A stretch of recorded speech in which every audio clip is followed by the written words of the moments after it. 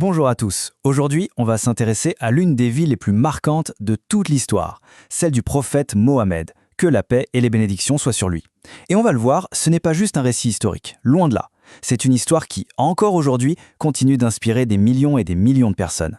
Alors, la question qu'on peut se poser, elle est assez simple, mais en même temps, elle est immense. Comment est-ce qu'un orphelin, né dans le désert d'Arabie, dans un contexte vraiment modeste, a pu devenir une des figures les plus influentes de tous les temps? Comment a-t-il pu changer sa société, et même, à plus grande échelle, le cours de l'histoire? C'est ce parcours absolument incroyable qu'on va explorer ensemble. Et en fait, le Coran lui-même nous donne une clé de lecture. Ce verset dit, en effet, vous avez, dans le messager d'Allah, un excellent modèle à suivre. Donc sa vie n'est pas juste une histoire à raconter, elle est présentée comme un exemple, un guide. Alors voyons un peu comment ce modèle, ce caractère exceptionnel, s'est forgé. Et ce qui est fascinant, c'est que tout commence bien avant la révélation. Sa jeunesse, en fait, c'est une succession d'épreuves.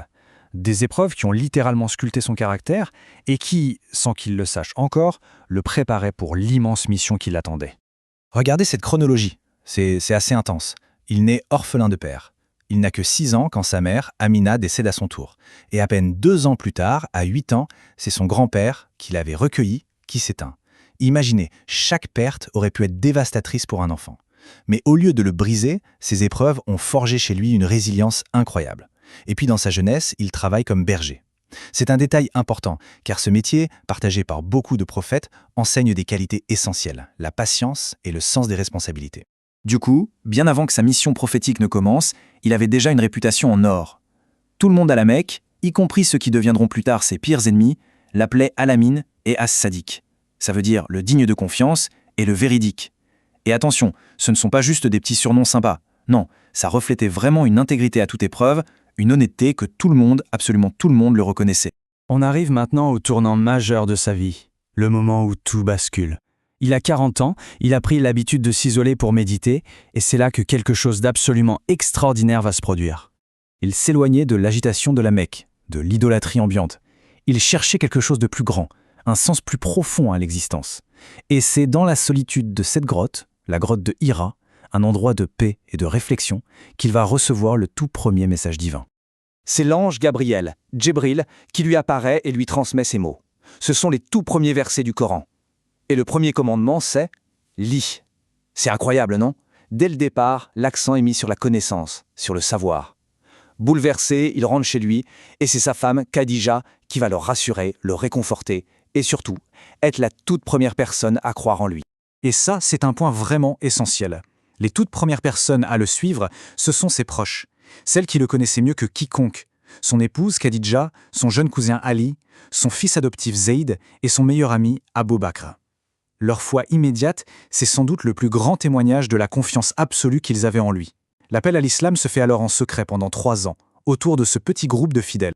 Mais voilà, après ces 3 années de discrétion, l'ordre vient de prêcher ouvertement. Et c'est là que l'épreuve devient immense. Les vraies difficultés ne font que commencer.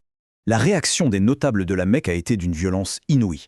On le traite de poète, de magicien, on se moque, on l'insulte. Pire encore, ses compagnons sont physiquement torturés. Et puis il y a ce boycott, économique et social, qui va durer 3 longues années. Et face à tout ça, quelle est sa réponse? Toujours la même. Jamais la vengeance, mais la patience, le pardon, les prières pour ses compagnons et une confiance en Dieu qui ne faiblit jamais. Et comme si ça ne suffisait pas, au milieu de cette persécution, il va vivre une tragédie personnelle immense. Une année que l'histoire a retenue comme l'année de la tristesse. C'est l'année où il perd à la fois sa femme bien-aimée Khadija, son plus grand soutien affectif, et son oncle Abu Talib, qui était sa protection politique à la Mecque. À ce moment-là, il est plus seul et plus vulnérable que jamais. La situation à la Mecque devient carrément intenable. On complote même pour l'assassiner. Il n'y a plus d'autre choix. C'est là qu'intervient l'un des événements les plus importants de l'histoire de l'islam, l'hégire, l'émigration. Il fuit donc la Mecque de nuit avec son ami Abu Bakr. C'est un voyage extrêmement dangereux. Il y a cet épisode incroyable de la grotte de Thor, où il se cache. Les poursuivants sont juste à l'entrée. Abu Bakr est inquiet. Et c'est là que le prophète lui dit cette phrase, immortalisée dans le Coran, « Ne t'afflige pas, car Allah est avec nous ». Son arrivée à Médine, ce n'est pas juste l'arrivée d'un réfugié. Pas du tout. Il devient immédiatement un bâtisseur de société. Ses premières actions sont fondatrices. D'abord, il construit la mosquée comme cœur de la vie communautaire. Ensuite, il unit les gens en créant un pacte de fraternité entre ceux qui ont émigré de la Mecque et les habitants de Médine. Et enfin, il rédige ce qu'on appelle la Constitution de Médine, un texte avant-gardiste qui garantit les droits de tous les citoyens, musulmans, juifs et autres. Après plusieurs années à Médine, des années marquées par des conflits, le moment de la confrontation finale avec la Mecque approche. Mais la résolution de ce conflit ne va pas du tout se passer comme on pourrait l'imaginer. On est à la 8e année après l'hégire. Le prophète revient à la Mecque. Il est à la tête d'une armée immense, il a le pouvoir absolu. Il pourrait se venger de tous ceux qui l'ont persécuté, torturé, chassé, mais il ne le fait pas. Au contraire, il entre dans la ville avec humilité et il choisit la miséricorde. Il offre une amnistie générale. C'est un acte de pardon d'une puissance incroyable qui va transformer ses pires ennemis en alliés, sans verser une goutte de sang. On approche de la fin de sa vie. Et avant de partir, il va laisser une sorte de testament universel, un dernier grand discours dont les échos résonnent jusqu'à aujourd'hui.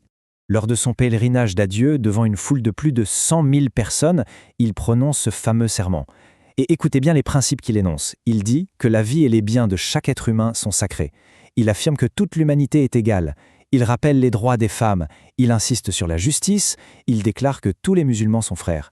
Ce sont des valeurs universelles qui sont vraiment au cœur de son message. Il s'éteint en l'an 632, à l'âge de 63 ans, auprès de son épouse Aïcha. Et ses tout derniers mots, rapportés par la tradition, furent « avec le compagnon suprême ». Des mots qui ne sont pas tournés vers les choses d'ici-bas, mais entièrement vers Dieu. C'est le résumé parfait d'une vie qui lui a été totalement consacrée. Et tout ceci nous amène à une dernière question. Qu'est-ce qui définit au final le véritable héritage d'une personne? Est-ce que ce sont les richesses, le pouvoir, les territoires conquis? Ou bien, est-ce que c'est un exemple de caractère, un message de justice et de pardon qui traverse les siècles et continue d'inspirer des vies? Le parcours du prophète Mohammed, que la paix soit sur lui, nous invite vraiment à méditer sur cette question.